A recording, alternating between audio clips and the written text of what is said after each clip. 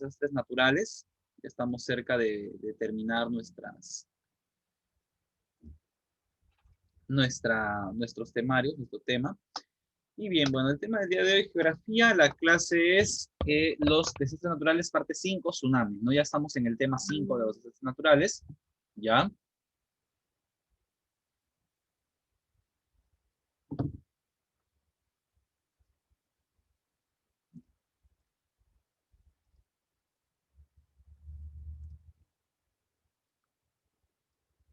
Listo, a ver.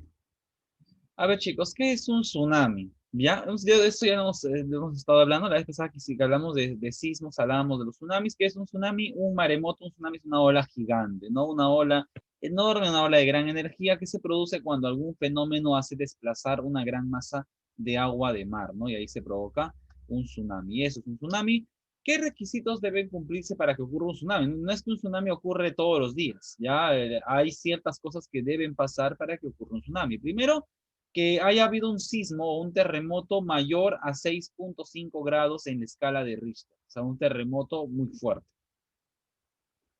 Que la distancia entre el foco del sismo, que es el hipocentro, el punto dentro de la Tierra donde ocurre el sismo, y su proyección en la superficie, que es el epicentro, sea inferior a 60 kilómetros. O sea, que el sismo se haya producido muy cerca de la superficie del mar, ¿no? Tiene que haberse producido ahí para que ocurra, pues, un tsunami. Que el epicentro esté situado en el mar, tiene que estar situado en el mar, o sea, hay terremotos submarinos, obviamente, el terremoto tiene que haber ocurrido ahí y eso tiene que provocar el tsunami, ¿no? Causas, a ver, primero, ¿por qué se puede provocar un tsunami? Dislocaciones en el fondo del mar, ¿ya? Dislocaciones en el fondo del mar producidas por un terremoto submarino superior a los 6.5 grados en la escala de Richter, ¿no? Lo que provoca levantamientos en la corteza y eso hace que el agua se empiece a desplazar. Bien, eso provoca que el agua se empiece a desplazar. Naidelin, ¿puedes apagar tu audio acá? Gracias. Bien. Es la causa más común. Terremotos, ¿no? Dentro del agua, no dentro del mar. Erupciones volcánicas submarinas. También tenemos ese problema que puede haber volcanes, hay volcanes submarinos que erupcionan y eso también provocan tsunamis en las zonas cercanas. Deslizamientos en el talud continental que son muy raros, pero también puede provocar, ¿no? Que se hunde el fondo del mar y eso provoca un tsunami. Bien, ¿cómo se genera un tsunami? Ya sabemos. Un sismo se provoca dentro del mar, cerca de la superficie, y eso provoca pues ondas sísmicas que viajan a través del agua, ¿no? Que empiezan a provocan la elevación del agua, ¿no? En la superficie del agua se generan o se crean olas de gran magnitud de ondas, ¿no? De gran magnitud de ondas, ¿no? Al comienzo, cuando tú estás en alta mar, no lo distingues. Chicos, los tsunamis no se distinguen en alta mar. Cuando tú estás en el mar, en un barco, no distingues. Para ti el agua se está moviendo de manera normal, pero lo que está pasando es un tsunami. Tú no lo vas a sentir. Si estás en alta mar, no lo sientes. Lo vas a sentir cuando llega a la costa. Ya cuando llega a la costa, lo vas a sentir. Son muy veloces, llegan hasta 800 kilómetros por hora, imagínate. A esa velocidad es muy difícil escapar de un tsunami, ¿no? Al llegar a la zona de litoral, ¿no? Que es muy poco profunda, las olas adquieren altura rápidamente, pueden llegar a medir hasta 15 metros. Imagínate una ola del tamaño de un edificio, ya de 15 metros de altura, y se precipitan sobre la costa arrasando todo lo que encuentren a su paso. Eso es un tsunami, ¿ya? Eso es un tsunami. Relación entre la magnitud sísmica y la profundidad. Si el terremoto fue a mayor profundidad, hay un mayor riesgo de tsunami, ¿ya? Y si fue más intenso, también hay mayor riesgo, ¿ya? También hay mayor. Si el sismo es menor a 6 grados, no genera tsunami. Si es un terremoto, un temblor de menos de 6 grados, no genera tsunami. De 7 grados para arriba, ya genera tsunamis. O sea, es muy peligroso en esa parte. Propagación de un tsunami, como estamos viendo aquí. Miren estas imágenes, son imágenes satelitales. Aquí está la playa normal, luego el agua de mar se retira. Una mala señal de que puede ocurrir un tsunami cuando tú estás en la playa y de repente el mar se retira varios metros, como 20, 30 metros. Cuando el mar se empieza a retroceder y deja a los peces tirados en la orilla, es una mala señal. Ahí tienes que correr.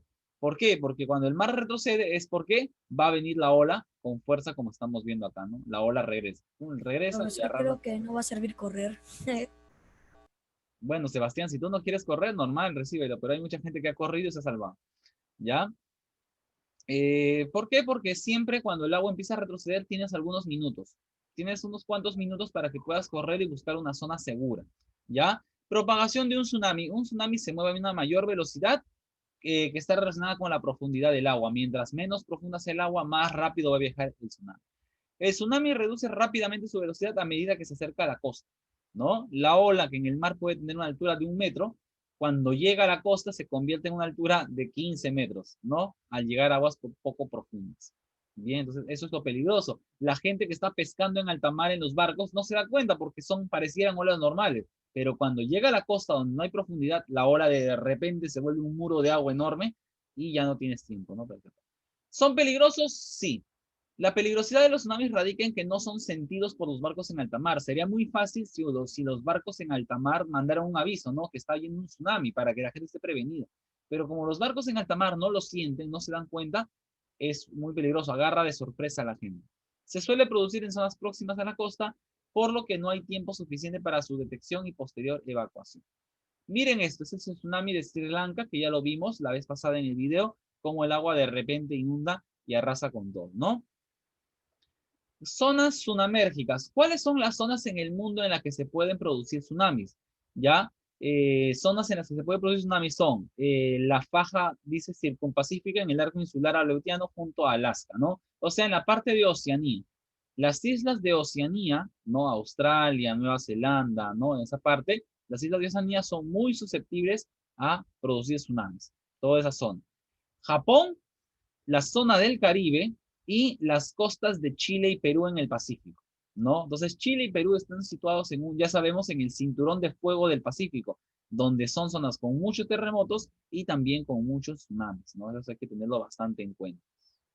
Red Internacional del Pacífico. Mira, toda esta zona, chicos, se dan cuenta, mira, todo lo que está marcado en rojo son zonas en las que se puede producir tsunamis. El cinturón de fuego del Pacífico, ¿verdad? Australia, todo lo que es Oceanía, Japón y en esa parte del Pacífico, principalmente la costa de América del Sur, ¿no? Chile y Perú. Son zonas donde están instaladas bases que pueden detectar sismos para prevenir tsunamis. Miren aquí, este es el tsunami del 2004, ¿no? Esta imagen fue tomada el 23 de julio de ese año. Mira, así era la costa de este país, así era la costa, mira, tiene todo bonito, ¿no? La gente vivía acá, todo tranquilo. Luego del tsunami, mira cómo ha quedado. Hasta el día de hoy, ¿ah? Ha desaparecido parte de la costa, está sumergida. O sea, tú te vas a ese lugar y empiezas a bucear y te metes dentro del mar y vas a ver las casas, todo, están sumergidas, ¿no? El mar cubrió eso y hasta el día de hoy esa zona desapareció debajo del mar, después del tsunami, ¿ya? ¿Qué hacer ante un aviso de tsunami? Si eres alertado de que hay un tsunami en camino, tienes que buscar refugios en zonas altas. Tienes que correr y buscar zonas altas superiores a los 30 metros, ¿no? Un cerrito, una colina, un lugar alto, un edificio alto. Busca refugio en la parte más alta para que el tsunami no te agarre.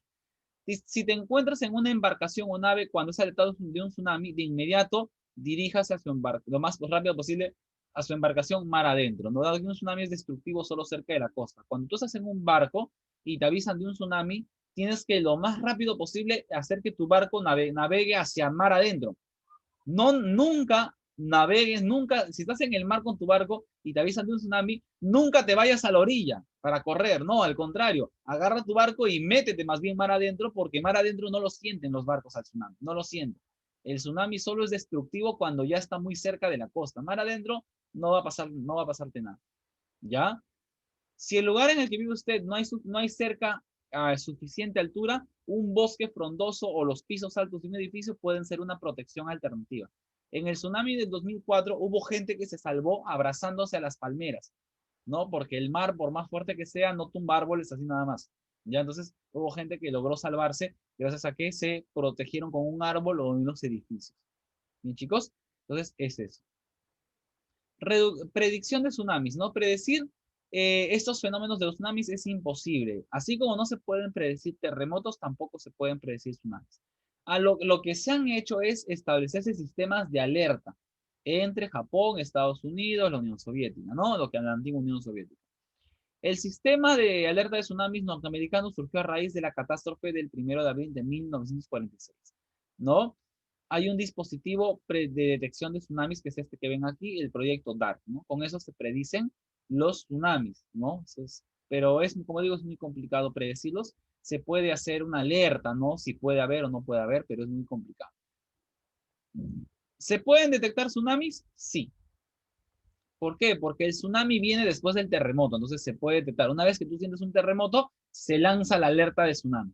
Se lanza. O sea, el terremoto es imposible de predecir. El tsunami es más fácil de predecir. ¿Por qué? Porque los tsunamis vienen siempre después de un terremoto. Nunca va a ocurrir un terremoto y después un tsunami.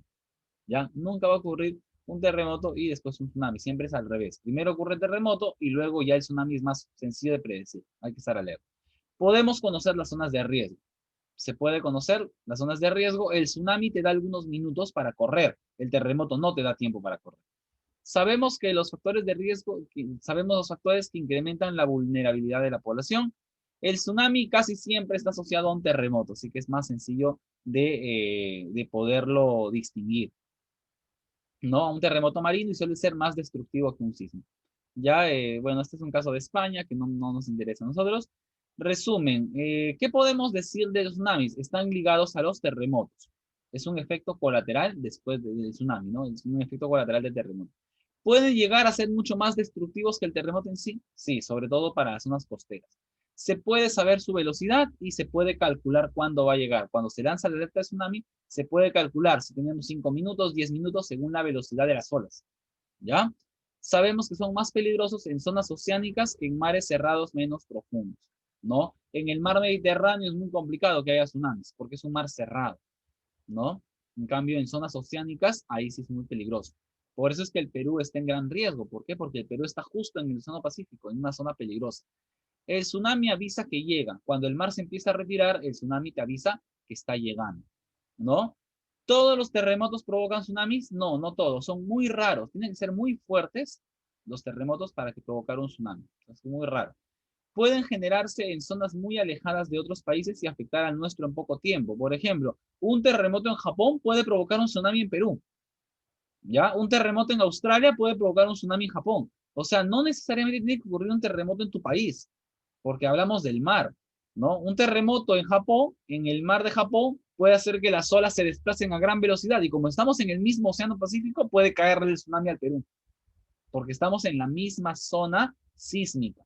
Así que no es que solo si hay un terremoto en Perú, hay tsunamis en Perú. No, eso es mentira. Puede haber un terremoto en Perú y le cae un tsunami a Australia, por culpa nuestra. Eso es algo que la Tierra no podemos controlar eso, ¿no? El tsunami siempre puede detectarse, pero requiere de una buena estructura de defensa civil.